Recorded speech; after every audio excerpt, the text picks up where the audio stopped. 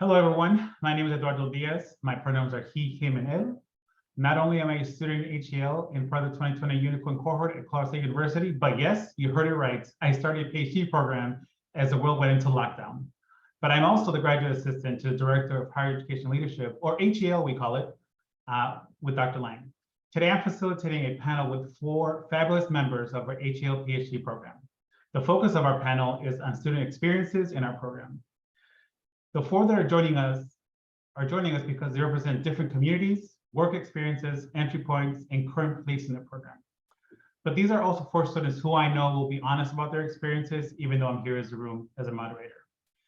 But if you're more interested in the mechanics of applying to our program, there's another video with graduate program coordinator Kelly Clark, and we'll include a link to this video, most likely in the video description.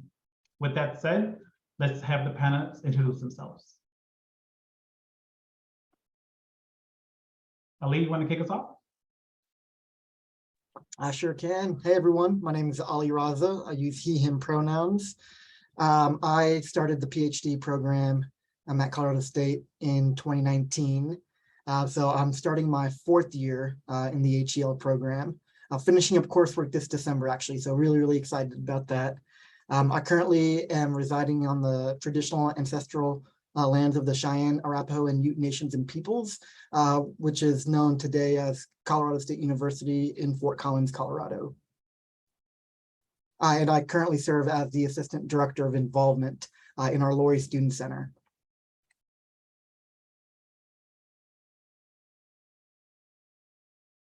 Anne-Marie, would you like to go next? Sure. Well, hi, everyone. I'm Anne-Marie Jacobson. My pronouns are she and her, hers. I am in year 3 of the program. I started in 2020, which is mind-blowing because it feels like I started yesterday, but I'm having so much fun. I work at Front Range Community College here in Colorado. We're a 3-campus community college, the largest community college in our system, and I am located at the Fort Collins campus. Thank you. Flo? Sure. Hello, good people. My name is Floretta King. You can call me Flo. I use the pronouns, any of the pronouns she, they, her. I am in my 3rd year along with Anne-Marie and Eduardo. We're affectionately known as the Unicorn cohort. I serve as a fairness operation leader at Cisco, but I have 29 years of doing diversity, equity, inclusion, and justice work in higher education. Thank you. Vigor. Hi, everybody. My name is Vigor. I use him pronouns, and I am currently located in the Bay Area, or the traditional homelands of Ramaytush and Ohlone peoples. I left student affairs about 5 years ago when I switched into construction management and project management. So I actually work still on a campus as a consultant for UC San Francisco and the real estate side, helping kind of build buildings on campus. So that's kind of what my focus is, and hopefully my dissertation at the HEL program. And I'm a 2nd year. I started in 2021. I'm part of the 6-pack, as we call ourselves. Thank you all for those great introductions. So my first question is, what made you choose the HEL PhD program? It's a 2-part. And what are some of the factors that led you to choose a program over others, even EDD programs?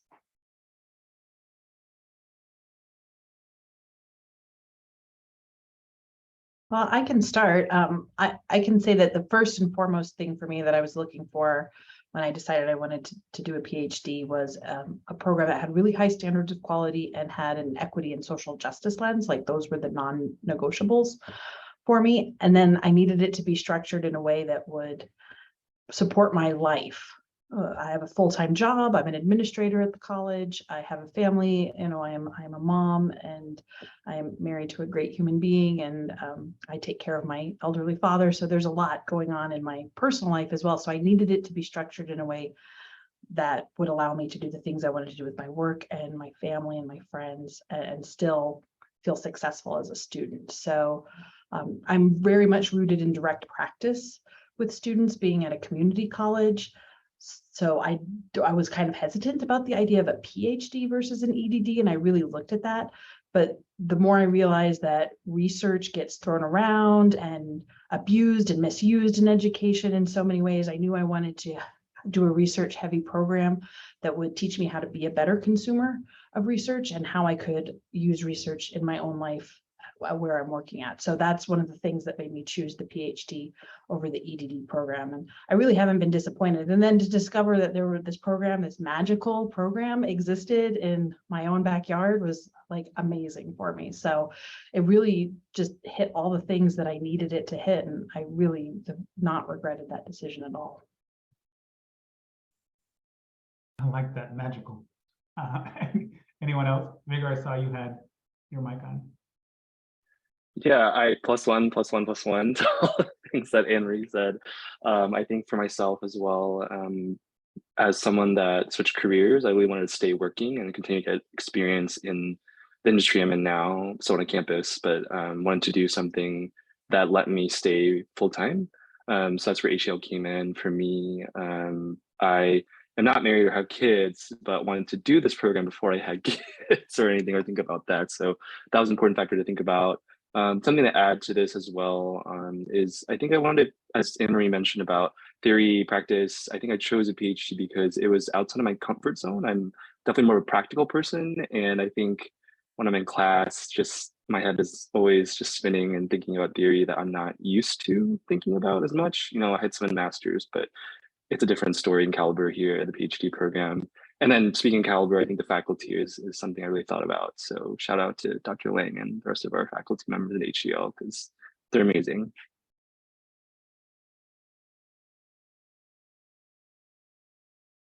Anyone else? No? Awesome. Next question I have. So what are your experiences with the faculty in and out of class? And what does engagement with the faculty look like for you?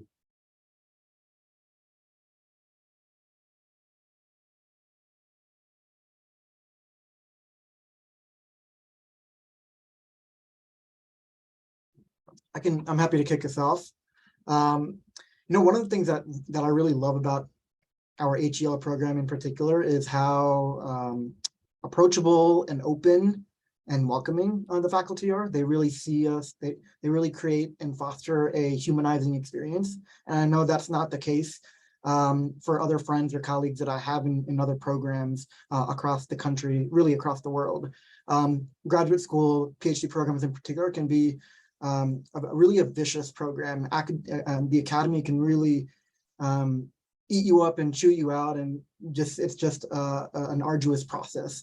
The faculty here have been really supportive. The relationship that I've had with them since I work at Colorado State University, Fort Collins, I've been very fortunate to have had a chance to connect with faculty ahead of time before I even joined the program, and so my relationship is a little bit unique than some other folks in the program. So I do recognize that that privilege in that respect. But I will say the faculty, they're compassionate, they're approachable.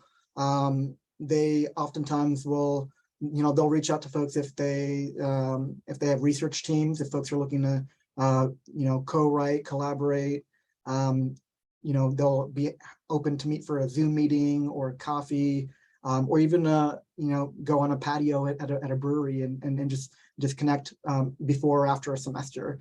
They're very responsive. They give out their phone numbers and they let you know that if there's anything that you need from a academic or class standpoint, then reach out. And so I've always really appreciated that, especially being a first-gen college student, then graduate, and now being a first in my family to go through the PhD process. I wasn't really sure how to interact or engage with faculty, right?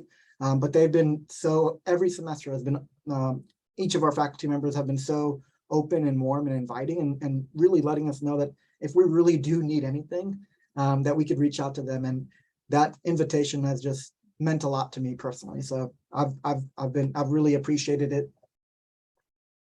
I would just add that before I went into corporate America at Cisco, my role was equity educator, where I work with faculty on inclusive pedagogy and classroom. And I will say that many of the faculty members check the box on what it means to do good instructional design, inclusive pedagogy, and good classroom management. And honestly, for the ones that haven't, I felt like the department has heard our feedback and they made some very good changes. And so that's rare. That's rare. And I also want to thank all of the cohorts before us who also helped give that feedback, the ones after us, because I truly feel heard as far as like who we feel have been responsible and doing a good job with teaching us. And Dr. Lang is exceptional with pedagogy and instructional design. I feel like we get this blend from the faculty of unconventional and conventional ways. They do not feel married to what I would say are just old school ways of teaching in the classroom. And to me, that's a benefit to everyone in the program.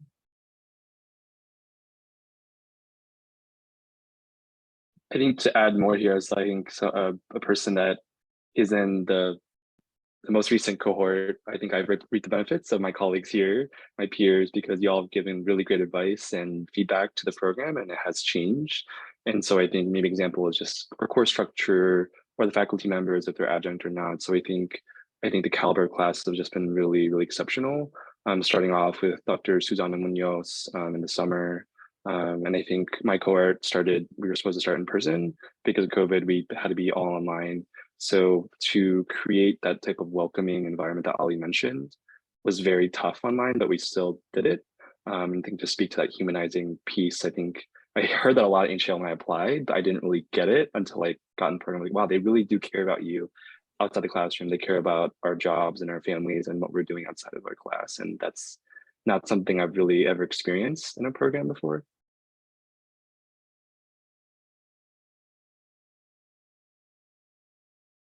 Thank you so much.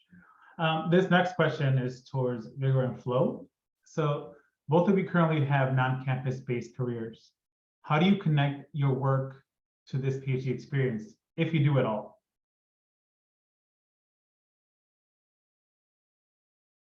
I can go first, Vigor, unless you want to. Go ahead. I would say that is extremely applicable. It's very interesting because again, I had 29 years of DEIJ experience in higher education prior to this corporate position, but in this corporate position, everything and anything around leadership has been helpful for me. I do lead a team, and I have a team that facilitates fairness, impact assessments, and all the things we're learning about, data collection, coming up with recommendations, how to be an influencer on diversity, equity, inclusion, and justice in a corporation or an institution or organization, what is organizational change information. So surprisingly, I am easily able to apply much of what I'm learning in the program to this corporate environment. So. Yeah, I think just to kind of clarify my role as well, it is technically campus-based because my client is, so I work for a company called Jacobs. We're a global construction architecture engineering firm, but we do project management for buildings. And so I'm part of the education market and I work at UC San Francisco. So I am campus-based technically, but in a corporate, it's kind of a weird mix of environments. So I get paid by corporate firm. And to Flo's point, I think that DI in this industry that I'm in is kind of behind. So I'm constantly seen as an expert, which I don't think I am. And I think that there's a lot of work to be done here in the industry, in construction, who's represented, who does the work, also on campus itself and the work that we do in facilities and real estate. In terms of kind of connecting classes a little more to some of the theories and leadership that we're learning, I constantly reflect and think about just based on kind of what I see and work with in terms of, we call them stakeholders, right? With users, faculty, administration for the building that we're going to build for them. And so I constantly think about some of the things we're learning in class and how I can affect or advocate for certain things, whether it be accessibility in the built environment or more equity focused things that you don't really think about being built. So I think that's something that I wouldn't have gotten unless I was in this coursework to really be more critical. Thank you. I have worked with someone like you when I was in housing, so I know exactly what role you play in construction. So now I understand your role. Yeah, I know who you are in that corporate construction architecture place. Thank you. Anne-Marie and Ali, two of you work on college campuses, one in community college setting and one at a large public research university. How has being in the program affected your work in these contexts? Yeah, so I can jump in. I'm at an institution that's an emerging HSI, and we have a brand new president that started a few weeks ago, and our cabinet has seen a lot of turnover, and thankfully it's been because folks have been retiring versus like the institution being in crisis or something like that. But I can say that I have used what I'm learning in this program every single day. When I started this program, I was a full-time faculty member and a department chair, and I have since transitioned into an instructional dean role. And I'm confident that being in the program helped prepare me for what I'm doing now and helped me to understand that transition. Right now, my cohort is in the org theory class, the theory and practice of change, which is like perfect because the materials that we're using that Dr. Lang has given us are spot on for what my institution is going through right now in a very real and practical way. So I'm hearing this theory and I'm watching the patterns play out. And our new president is going to convene the deans together to work through this change management that's going to be coming for our campuses. And I know I am prepared to be a part of that. And I know I'm prepared to be a voice for the kind of critical work that we need to do to make it happen and be a really student-facing, student-serving organization. And then I think the other piece for me has been, I have learned much more about student affairs because I did come from the faculty side of things. I didn't have that student services perspective. I always greatly appreciated student affairs, but it was a bit of a mystery to me. We were very siloed. And now I feel like I work with that side of the house so well. And I just see how the students experience our campus as a very holistic experience, and that they don't say, oh, I'm doing the instructional side of things now. Now I'm on the student affairs side of things. And we aspire to be so much at this institution. We espouse a lot of beliefs that I think I can help actually move us toward now. And I give a lot of credit to this program for helping me to see what needs to be done and to learn a lot about myself, so how I can be an advocate for that. I'll definitely retweet all of what my colleagues have already shared. This program, honestly, has it's been transformative in a way that I was not expecting at all. When I took the chance, took the risk, and applied to this program, I thought it was going to be solely like my mind is going to be focused on academics, and there may be some kind of spillover to my role as a practitioner in a large public institution. But I have to say, there's been so much that I've learned from the program, from the faculty, from my cohort, from the cohort below and above ours as well, that have made me a much better practitioner. There's a lot of things that have been discussed in our classes. I know a couple folks mentioned the org theory class and the policy class. Those are two very, very relevant courses that, we've talked about theory. We've talked about some of the conversations in class about how we've seen things affect our respective institutions, or what we've observed via some of the literature or reading the Chronicle or inside higher ed. But I feel like I live that every single day by being at an institution like this. There's change that's happening every single day. We have an interim president currently. We had a president that was just let go, or there was a mutual departure, I should say. There's higher ed is in constant flux. We've been in a raging pandemic, and we're still very much in a pandemic, and the institutions and folks at institutions have had to respond and pivot on a dime to be able to best support our students, our faculty, our staff, our community members, so on and so forth. And I feel like because I've been a part of this program, some of the conversations that we've had in the classroom has almost been a workshop or a pre-workshop to what I then bring back to staff meetings, what I bring back to conversations with students, what I bring back to different committees that I sit on or co-chair. And I give a lot of credit to the HEL program, faculty, as well as the cohort mates, because it's, I mean, yeah, and it's hard to quantify just how impactful the program has been from a practitioner lens, but also from a personal lens. You know, I am starting to understand and see and value my identity a lot more. And I think about the way identity and power and privilege shows up or doesn't show up in different spaces and places at institutions, both in physical spaces as well as virtual spaces. And that's something that I cannot turn off anymore. And I credit that to the program. And yeah, I appreciate the program for that. So thank you. Thank you to you both. My next question is, so we know life happens. So how do you blend your life tasks together in combination with the program? So for example, work, family, friends, cohort, partners, all the above. How does that work with a PhD program like ours? I can kick us off, as I feel like I mentioned when I introduced myself. I don't have a family or kids right now, and that was very intentional. So it's a lot. I think even as a single non-married person, you know, I have a partner, but it's a lot. Like I can barely adult myself at times with a full-time job, let alone a PhD program. And if you ask my partner, it's just, you know, it just depends on the day and my mood.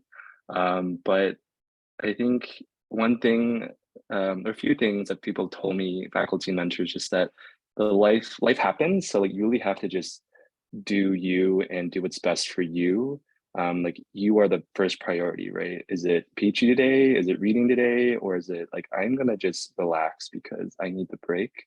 That has been really helpful for me as someone that's more of an achiever type, very much a doer, checking things off my list. If I don't get to every 90 thing or reading some weeks, it's okay, right? I did the best I could. So I think it's hard for me to say, but I'm learning to like be really more kind with myself. So I think that's kind of where I want to start.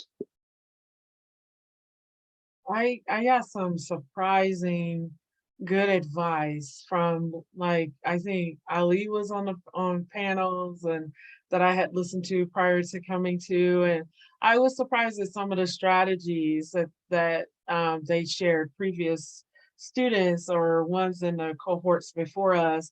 And a few of those I had actually employ. So one of those things was like, I really protect like one day during the weekend where I just do not touch work. I do not touch schoolwork. I just make that sure that's a day for me, or, you know, to try to do something fun. It doesn't work out every weekend, but most weekends I'm able to get out fishing, ride my bike. I'm starting to pick up racquetball again, or go see friends and family, cook dinners, whatever. So or watch documentaries, that's really what I do. And so that was just some of the advice they gave, just like be selfish about that. And it makes me then be more strategic during the week on how to do my homework or readings. Also, I have the unique situation where my partner is also in the program, and her and I talked a lot about how we want to make our own journey through. And our cohort joked because they actually didn't know we were together until we did like a social, because we really wanted to create our own path with this. And we're very good about that. We might influence each other to go do homework, but we don't pressure each other. We just, but if we need to brainstorm, it's kind of nice to have someone there, or whatever. So it's nice to have that support, because then she knows I gotta get homework done. I know she gotta get homework done. And so we kind of can create that space to get that done. And I think The worst thing you do is completely let go of all the other things that gave you joy.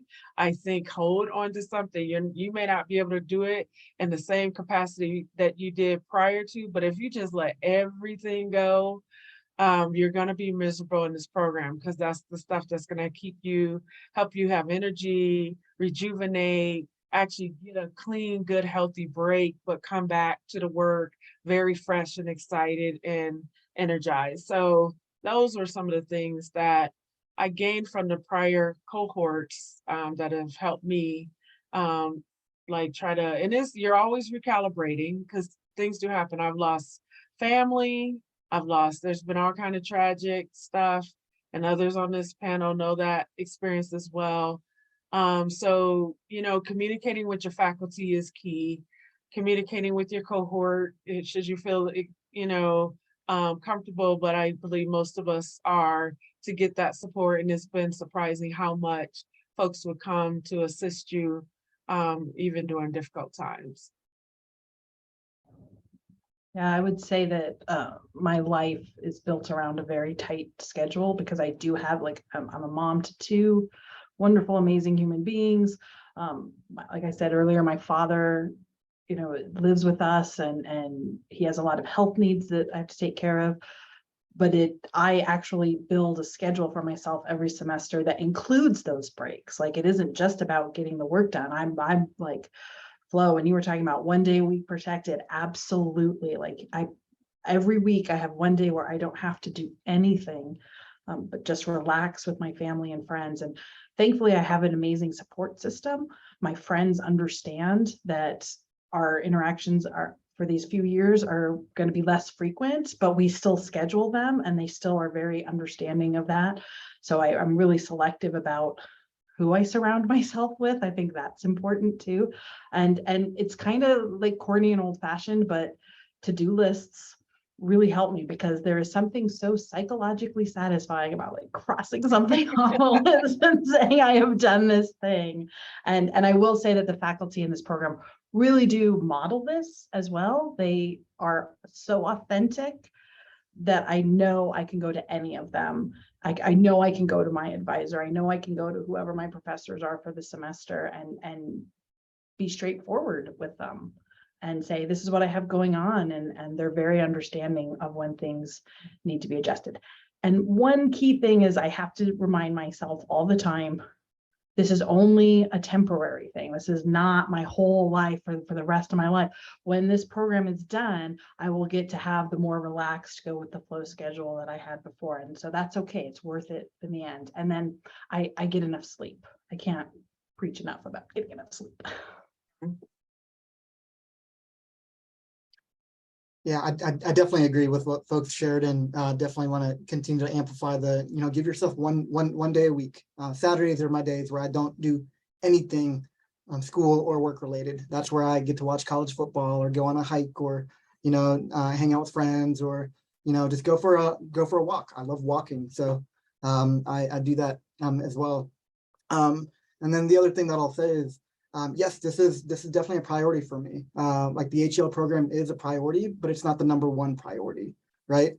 The number one priority is me, like my health, my well-being. And so what do I need to be able to nourish myself to ensure that I'm able to continue to keep going and in every facet of my life? And the other piece is just communicating with my family and friends and folks that are in my circles, that, hey, this is really important to me, and there are going to be a lot of times where I'm going to have to say no. Like, no, I can't go to this happy hour. No, I can't do this. No, I can't do that. But that's not a no forever, as Anne Marie shared. It's temporary, right? It's for now. This is how the schedule is going to be. But that doesn't mean that that it's going to be a forever no. Life is going to continue to happen. There's folks that have gotten different jobs, folks have gotten engaged, folks have gotten married. We got babies popping out left and right. We got folks moving. So there's a lot of stuff that's still happening. And so what I would say is, don't put your life on pause just because you're in the program. Think about how this program will integrate with your life, rather than how your life is going to just be at a standstill, because that's really important.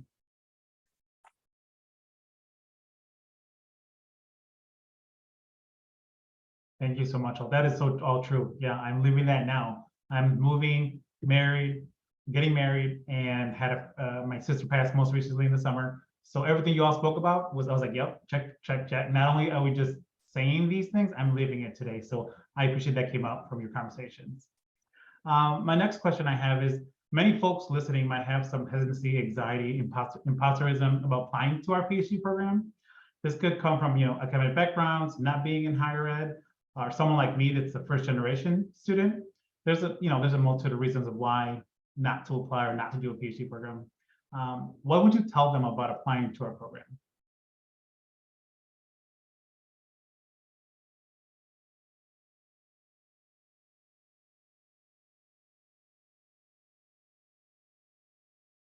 I would say, I can kick us off. Oh, I would say if you've been thinking about this, definitely investigate, talk to folks. That's what helped me is I talked to people in the program like Ali, Carmen, and other folks about the program. And I would say if you have been thinking about this, you're probably ready to move forward. It's online, which helps a lot. I feel like the faculty is amazing. I think the cohort model is very affirming here. At least I feel like many of us are having good experiences with the cohort. I wasn't sure if I was ready. I'm getting where I'm getting to. I needed the social justice aspect. I needed to have a diverse group around me. I needed to have both colleagues and faculty respect the fact that I've been in the field for a long time. So for me, I think, I would just apply, go through the process. And then I just felt like once I started the process of applying and after talking to people, it felt like it was a program for me. And I'm really glad I did it. I don't know if without all the things that people talked about earlier on this panel about the program, I don't know if I would have applied here.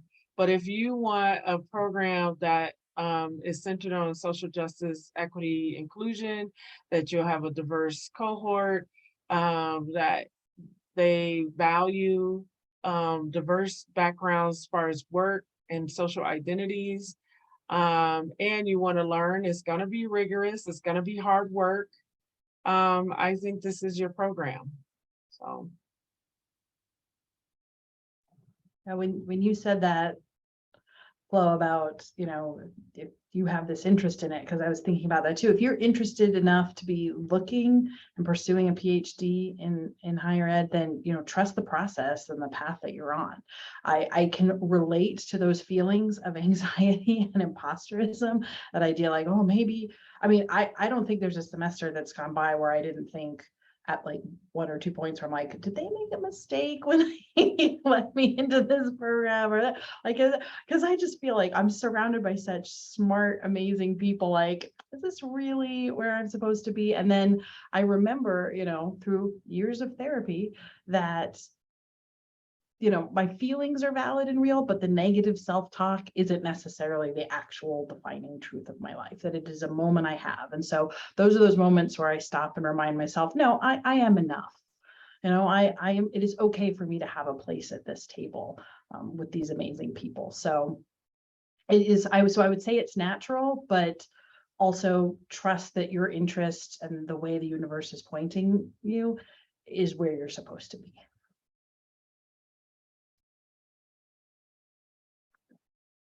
Yeah, I agree with everything that my colleagues have said. I think just to add a little more here too, I am first gen college student. My parents didn't even go through finish high school.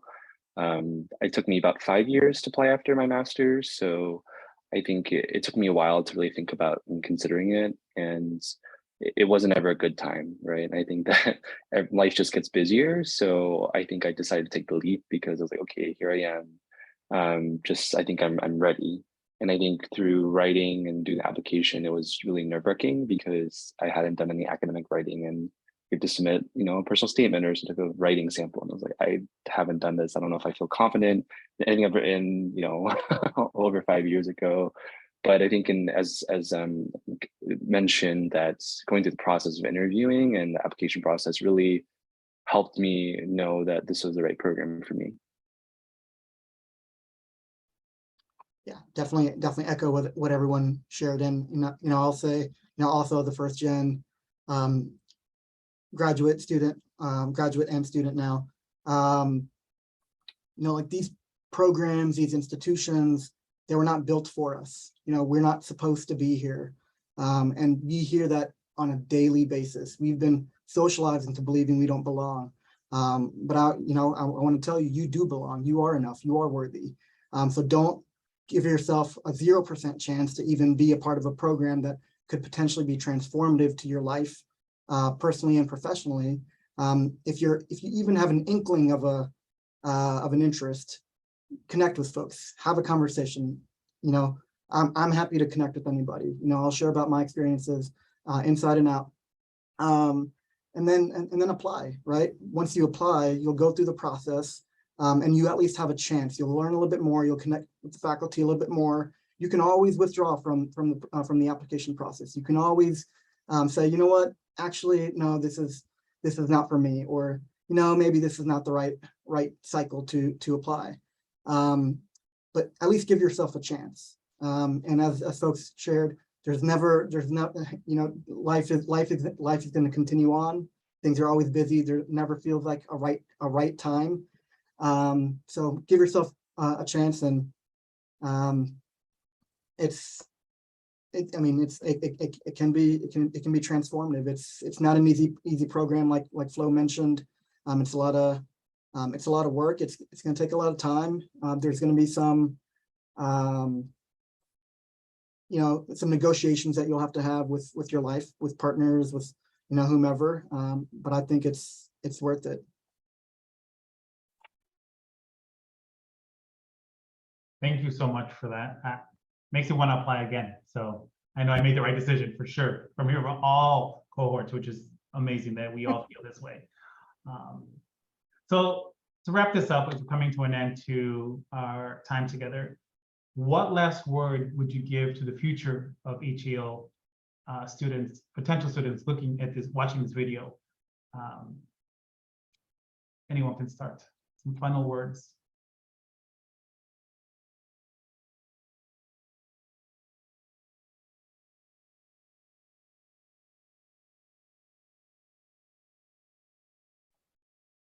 I would say, you're worth the investment. It took a long time for me to accept that I was worth the investment, and it took a lot of cheering on from key family members, because I'm a first gen student as well. I will be the first person, I was the first person in my family to have a master's. I'll be the first person to have a PhD, but I'm excited to think that I won't be the last, and that maybe I've helped with that. So I would just say it's really worth it. I've learned so much about myself. I've learned so much about how to break down barriers for the students that I have the honor of serving. And I feel I'm in year 3, I'm starting year 3. And I know I've got so much more to learn, but I'm just so excited how far I've come already, and the things that I can do differently at my own institution, and hopefully the impact that I can have.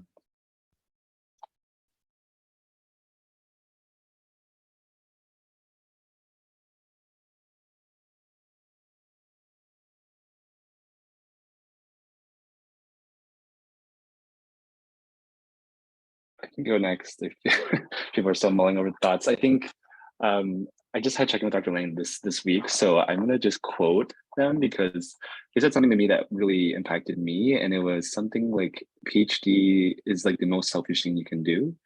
I don't see myself as a selfish person, so to think of that way, like, oh, I did something very selfish, but also, yeah, because this is like as you said, Amory, it's an investment in you and who you are and what you want to do and what type of impact you want to make. And so I think, to me, that doing this program is the most selfish thing I've ever done, for sure.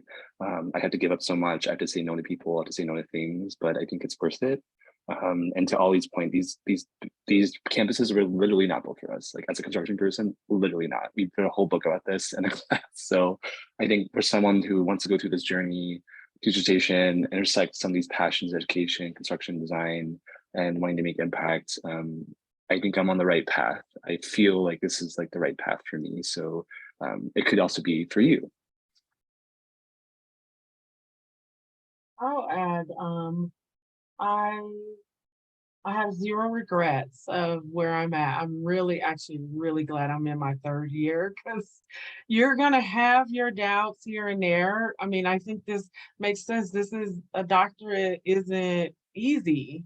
But I definitely feel like I've had more affirmation and learning and just positive educational experience. But prior to this, my transcripts from undergrad and my master's, and then I took additional classes in between to try to set myself up to get into a program. They're all a mess. My transcripts are a hot, juicy mess. And I believe I'm a good learner and a person very thirsty and curious about the world, but those environments weren't necessarily affirming for me. And I believe I will leave here with a very good, beautiful transcript, because the environment has been made for me to do well. It is not that I'm become more intelligent. I feel like I've always been intelligent, but the environment has not always affirmed that. And this environment affirms that intelligence. This environment, I can come through and not have to check any identities when I'm in the classroom per se. I can be honest and open with my cohort and my faculty members. And I do feel pushed, and I love that. Part of my motivation for doing a doctorate program is in the work of DEI. I am the one that's often driving my own education because institutions are so behind. So I've had to be the one to really do the research and put it, and it was self-driven. And yes, did I do a good job? It helped me do effective work. Yes, yes. But now to be in something that is social justice oriented and that also pushes me is beautiful, and it is curing a thirst like no other. So for me, I feel that it has been worthy of all of this. And I love my cohort so much that the degree almost seems secondary, but don't don't let that be your, you need to stay focused on the degree. Okay. But it doesn't hurt that my cohort has become so meaningful, a meaningful part of my support system. So those are my last words. I love all of that. Definitely echo those as well. For me, I guess a few things that I want to share is that the Higher Ed Leadership Program at Colorado State University is not just a program, but I really view it as a way of life, right? And you got to be prepared. You know, folks that are thinking about applying or really interested in applying, be prepared, because yes, it's going to be hard work. Yes, there's going to be a lot of your head is going to be really in it. There's going to be a lot of like intellectualizing and academizing through the process and through the program itself. But it's more than just hard work. It's also heart work, and that's something that I was not prepared for when I joined the program. How much it really like hits home in your heart and your soul. How much like reflection you do throughout each class, really. How much connection you have, as Flo mentioned, with others in the program, with our faculty. So there's a lot more hard work that is involved in this program than one would initially think. So be prepared for that. And I think there's a lot of beauty in that. And I'm so grateful to be in this program because of the intellectual, the head work, but also the emotional, the heart work. And so there's a nice symbiosis that exists with that. And so that's why I think it's more than a program, it's a way of life, because this program is going to continue to help me be a better practitioner inside higher education, outside higher education, in my day-to-day, whatever I choose to do, because I'm always going to be thinking about my identities. I'm thinking about other identities. I'm thinking about social justice, diversity, equity, inclusion, belonging, justice. And these emotions and reflections are going to continue to happen. And so when as you're going through the program and when the program ends for you, whenever that might be, that doesn't mean that's the end of your journey. That's really just the beginning of a lifelong commitment towards these tenets and topics and conversations and texts that we are engaging with. These conversations we're taking outside of the classroom, outside of the virtual space, and really infusing them in other spaces that we interact with other people that we're connected to. Because hopefully what we're learning here, we're sharing with others, and we're sprinkling so that other folks are also able to kind of, get some of that magic that we talked about earlier from this HEL program. And so, yeah, it's a great program. I really hope you consider applying, and I really hope you consider reaching out if you're interested or curious or just want to have a conversation. I'm open to it, and I hope you are too. Same here. Love that. Wow, I just want to say, wow, thank you so much for your wise words, your dedication to this panel, and thank you for your time given to this for this panel that we're doing today. I like that. I like the hard work. You're right. I think that has shook me the most of this program, because I think before this program, there was no such thing as that in my undergrad and master's program. I think that piece was never connection. It was more just the academic work and the rigor and the academic hazing of it all. And that's why I came with this when I applied. And then I applied, I'm in it. And my world was shook and broken because that kicked in. And I was like, oh, what do I do with this emotion heart piece in a PhD program that's supposed to haze me and academic, and I don't belong in it, which speaks volumes. Thank you for your words. Well, thank you so much, everyone, for your time. Folks that are watching, I hope you apply to the program. Like Ali said, I'm here as well as the graduate program. I will speak with you, Zoom with you. I'm cool enough, I will text with you too. If you want to talk about the program, I talk about the program all the time. Sure, I'm getting paid, but it's not because of that. I do believe in this program so heartedly. Thank you so much for taking time to watch this.